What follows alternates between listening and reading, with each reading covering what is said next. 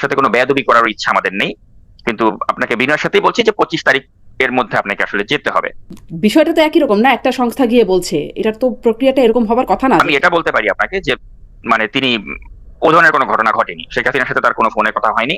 তিনি এমন কি বিপদের কারণ হয়ে দাঁড়াতে পারতেন বলে মানে তো সে সময় যদি একটা এরকম খবর শেখ হাসিনার কানে আসতো যে আব্দুল হামিদ তিনি লন্ডনে তারেক রহমানের সাথে ফোনে কথা বলেছেন, তখন কি শেখ হাসিনার পক্ষে কি আব্দুল হামিদকে রাখা সম্ভব হতো? হতো না। রাষ্ট্রপতির ইস্যুটা তো এখন খুব সামনেও ছিল না। 5ই আগস্টের সময় তারা করতে পারতো। ধরুন আমি তো আপনার আমার ফেসবুক পোস্টে আমি কিন্তু মেনশন করেছি সেটা, যে তাদের একটা এরকম পরিকল্পনা ছিল এবং এরকম গোয়েন্দা তথ্যও ছিল। আরো তো আছেন যারাও আসলে শুধুমাত্র দলের নেতাকর্মীর হিসেবে দায়িত্ব পালন করেছেন, তাদের কেন বিচার হচ্ছে, আর তাদের বিচার হলে ইনার কেন হবে না? রাষ্ট্রপতি হিসেবে আব্দুল হামিদ বা শাহাবুদ্দিন চুপ্পু আপনি কার বিচার আগে করতে চান? আমি বলবো অবশ্যই আব্দুল হামিদের করা উচিত আগে, কারণ আব্দুল হামিদ অনেক বেশি পাপ করেছে। তিনি কিন্তু এই যে ছাত্র জনতার অভ্যুত্থানের পরে তিনি কিন্তু ছাত্রদের পাশেই দাঁড়িয়েছেন। 133টা অধ্যাদেশে তিনি উপায় তো ছিল, তিনি তো স্পিকারের মতো পালাতে পারতেন। জানাতে চাই এই সময়ের পালস অফ পলিটিক্স। অসুস্থতার কারণ দেখিয়ে রাষ্ট্রপতির পদত্যাগের দুদিন আগেই প্রবাসী অনুসন্ধানী সাংবাদিকরা জানিয়েছিলেন রাষ্ট্রপতিকে পদত্যাগ করতে বলা হয়েছে। অন্তর্বর্তী সরকারের সময় চরম প্রতিকূল অবস্থাতেও চুপ্পুকে রাষ্ট্রপতির পদে টিকিয়ে রেখেছিল বিএনপি, এমনকি সরকার গঠনের পরও বিরোধী জোটের চরম আপত্তি উপেক্ষা করেও তাকে বহাল রাখা হয়েছিল। অপরদিকে ছাত্রলীগ করা এবং শেখ হাসিনার অনুগত হিসেবে পরিচিত চুপ্পুও বিএনপি এবং তারেক রহমানের ভূয়সী প্রশংসা করে নজর কেড়েছিলেন। তাহলে সরকার গঠনের 5 মাসের মাথায় কে কেন তাকে পদত্যাগ করতে বলল? বিশেষ কিছু কি ঘটেছে বা ঘটতে যাচ্ছে যার কারণে এই পরিবর্তন? শুধু পদত্যাগই নয়, এরপর তার বিচারেরও দাবি করেছেন নাহিদ নাসিরউদ্দিনরা। প্রতিক্রিয়ায় চুপ্পু নিজেকে হিরো বলে দাবি করেছেন। নিয়োগদাতা দল আওয়ামী লীগ তাকে আখ্যায়িত করছে বিশ্বাসঘাতক হিসেবে, শাস্তির দাবি করছে জামায়াত এনসিপি জোট, এমনকি বিএনপিও আর তাকে চায় না। এমন বাস্তবতায় চুপ্পু কি হিরো নাকি জিরো?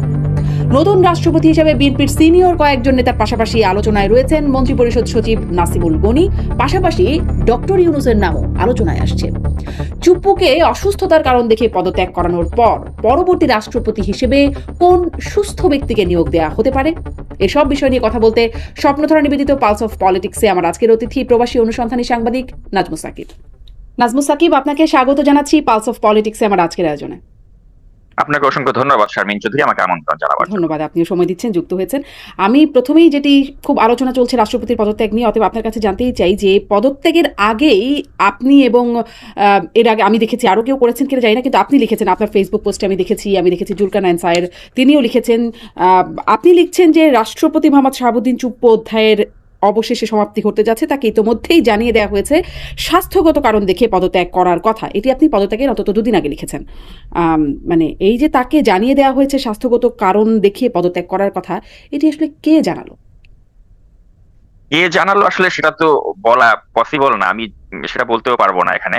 কিন্তু আমি এতটুকু বলতে পারি যে মানে দায়িত্ব দেয়া হয়েছিল ধরতে পারেন একটা সংস্থাকে, এবং তারা খুব পোলাইটলি তাকে বলেছে যে স্যার আপনাকে চলে যেতে হবে। তো তিনিও খুব তাদেরকে বিনয়ের সাথেই বলেছে যে ঠিক আছে, আমার তো এমনিও স্বাস্থ্যগতভাবে আমি তো ভালো বোধ করছি না, তো যদি সরকার আমাকে না চায় আমি তাহলে সেক্ষেত্রে আমি চলে যাব, আমাকে 1টা মাস একটু ভাবতে সময় দাও। তো তখন তারা তাকে বললো যে আসলে এখানে ভাবাভাবির কিছু নেই স্যার, আমাদেরকে বলা হয়েছে আপনাকে 25 তারিখের মধ্যেই চলে যেতে হবে, 25 জুলাইয়ের মধ্যে। তো তখন তিনি বললেন যে তাহলে তো আসলে এখানে তাহলে আমার ভাবারও যেহেতু কিছু নেই, তাহলে তো আমাকে যেতেই হবে, তো তোমরা তো সব জেনে বুঝেই এসেছো, তো তাহলে সেক্ষেত্রে ঠিক আছে আমার তাহলে যেটা করণীয় বলো, আমাকে কি করতে হবে আমি করে দিচ্ছি। তো তখন তারাও আবার তার সাথে খুবই ভদ্র ভাষায় তাকে বললো যে স্যার দেখেন আপনাকে আমরা এত বছর ধরে চিনি, আপনি অত্যন্ত মানে বিনয়ী এবং একজন ব্যক্তিত্ব সম্পন্ন মানুষ হিসেবে আপনাকে দেখেছি, তো আপনার সাথে কোনো বেয়াদবি করার ইচ্ছা আমাদের নেই, কিন্তু আপনাকে বিনয়ের সাথেই বলছি যে 25 তারিখ এর মধ্যে আপনাকে আসলে যেতে হবে।